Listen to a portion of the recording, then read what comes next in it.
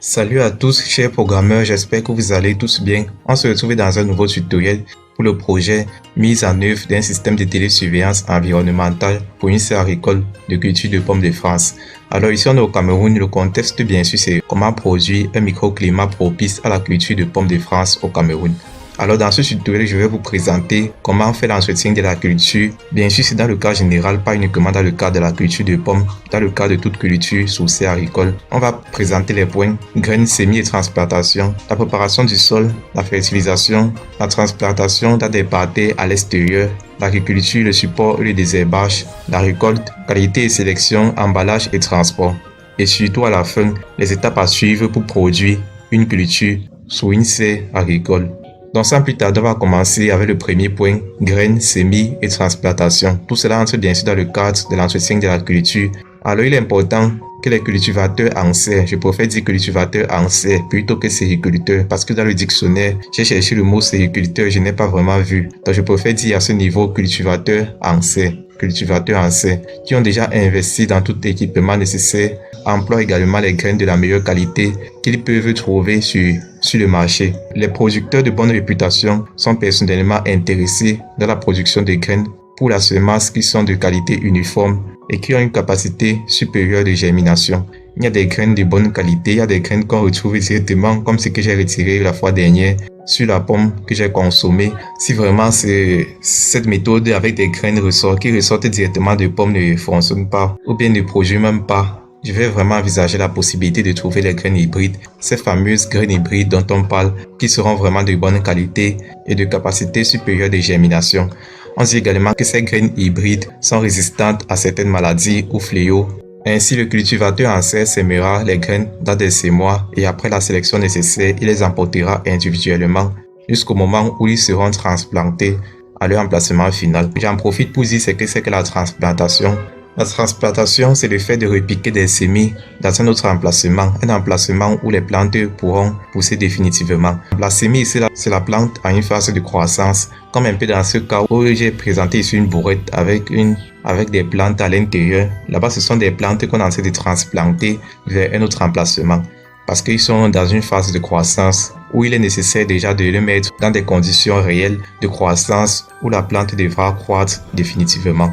Il est essentiel que tout ceci ait lieu avec les soins les plus délicats parce que le succès de la culture en dépend largement. C'est pourquoi le sol dans lequel pousseront les plantes ne devra pas contenir de pathogènes et devra être désinfecté au nécessaire. Il faudra prendre bien soin de veiller à ce que les plantes restent libres de pucerons. Donc ici là aussi c'est un moyen de protéger les plantes.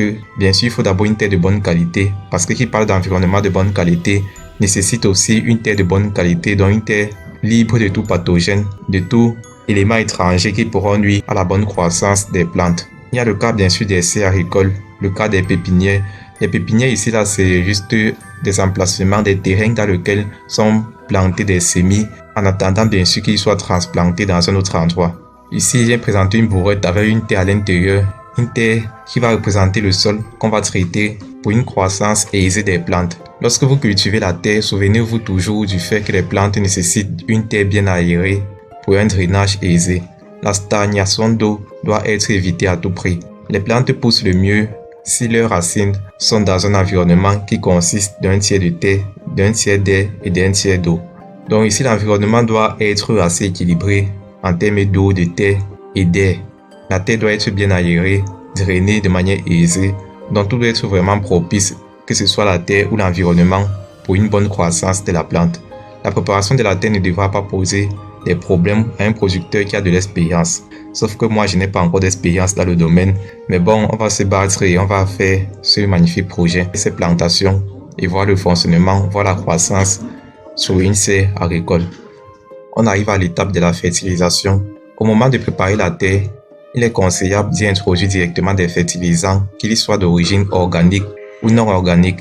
Les fertilisants organiques sont de bonne qualité lorsqu'ils contiennent du matériel bien décomposé, que les bactéries aient peu de chances de fixer l'azote, libérant ainsi l'azote pour les plantes. Les fertilisants non organiques peuvent être administrés comme des fertilisants simples ou composés. Il existe également des fertilisants liquides qui se mélangent facilement à l'eau d'irrigation. Il y a 3 éléments principaux. Il s'agit de l'azote, le phosphore et le potassium. Oui, NPK, on se rappelle. Et à ce niveau, on voit un peu les engrais qu'on a parfois l'habitude d'utiliser, même dans nos plantations. Beaucoup de fertilisants contiennent également du magnésium. Des éléments secondaires tels que le sulfate et le calcium se trouvent également dans les fertilisants chimiques, tout comme le bore, le magnésium, le manganèse, le cuivre, le zinc et le molybdène. À présent, le point, la transplantation dans des parterres à l'extérieur. Les parterres ici là sont des zones ici qui sont subdivisées, un peu comme sur cette image, en plusieurs sections contenant des semoirs de semis. La plantation en tant que telle ne présentera pas de problème pour un producteur qui a de l'expérience. Sauf que là, ça va me poser un petit problème parce que je n'ai pas d'expérience. Chaque culture a ses propres exigences qui ne seront pas décrites ici. Suivi quotidien, la gestion du climat de la serre demande une attention quotidienne. L'alimentation en eau de la culture dépend grandement des changements météorologiques. La quantité d'eau d'irrigation dépend également de la phase de croissance dans laquelle se trouve la culture. En général, l'arrosage ne devra pas être effectué trop tard dans la journée pour éviter que les plantes soient mouillées pendant la nuit. Il y a une phase d'arrosage des plantes. On a vu dans le précédent tutoriel les techniques d'arrosage. Ce qui m'a le plus marqué, c'est l'arrosage, bien sûr, à travers les canalisations qui seront placées directement au niveau où se trouvent les plantes de la serre. On va à présent voir l'agriculture, le support et le désherbage. Les plantes ont besoin de soins attentifs, que ce soit des cultures basses ou hautes, ou des plantes qui poussent en hauteur. Le contrôle des mauvaises herbes est nécessaire pour éviter autant que possible la compétition au niveau des racines et de la lumière. Les herbes peuvent plus prendre la lumière, empêchant aussi à certaines plantes d'y avoir accès. Il faut également laisser les feuilles vertes sur la plante dans les premières phases du cycle de croissance. Moins de feuilles implique moins de photosynthèse. Lorsque les plantes sont plus espacées, les feuilles restent vertes pendant plus longtemps et peuvent rester plus longtemps sur la plante. Récolte, qualité et sélection, emballage et transport. La récolte devra se faire avec soin et avec précaution pour assurer autant que possible le maintien de la qualité.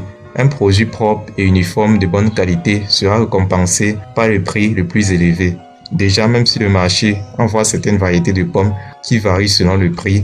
Ne laissez pas la récolte au soleil pendant trop longtemps et stockez-la dans un endroit frais si possible, par exemple dans un entrepôt. Un emballage permet de sauvegarder la qualité du produit. Il faudra des conteneurs spéciaux, des boîtes en carton ou en plastique. Surtout si les produits devront être transportés sur de longues distances, le transport ne devrait pas être autorisé à avoir un effet négatif sur la qualité. Donc bref, voici les étapes à suivre pour produire une culture. Dans la pépinière, préparation des parterres semés, préparation de la terre pour l'embottage, transplantation dans des pots en papier ou d'autres types de conteneurs, transition aux tables de pépinière, parterres de pépinière, entretien et soins phytosanitaires, contrôle des maladies et des fléaux. Maintenant dans les serres, ce qui nous concerne le plus, préparation de la terre, fertilisation, nivellement, plantation. Le nivellement, c'est mettre ici la terre au même niveau, de manière à ce que ça soit bien horizontal pour la culture. Irrigation et engrais de surface, l'entretien et soin de la culture, contrôle de maladies et de fléaux, récolte, sélection, emballage, transport. Donc ce sont ici les étapes à suivre pour produire une culture, d'abord dans la pépinière et ensuite dans les serres agricoles. Donc prochainement, on va faire l'état des lieux de la pomiculture au Cameroun. On entre déjà vraiment dans la review de la littérature pour la rédaction du mémoire. Donc ça sera une partie très importante à suivre. Et j'ai même déjà à ce niveau une bibliographie concernant ici l'agriculture de la pomme de France des agripreneurs dans la région de l'Ouest au Cameroun. On va s'arrêter là pour aujourd'hui. Merci à vous d'avoir suivi jusqu'à la fin. Et on se retrouve donc très bientôt pour un prochain tutoriel sur la suite du projet qui va concerner l'état des lieux de la pomiculture au Cameroun. Donc à très bientôt à vous. Prenez soin de vous. À plus.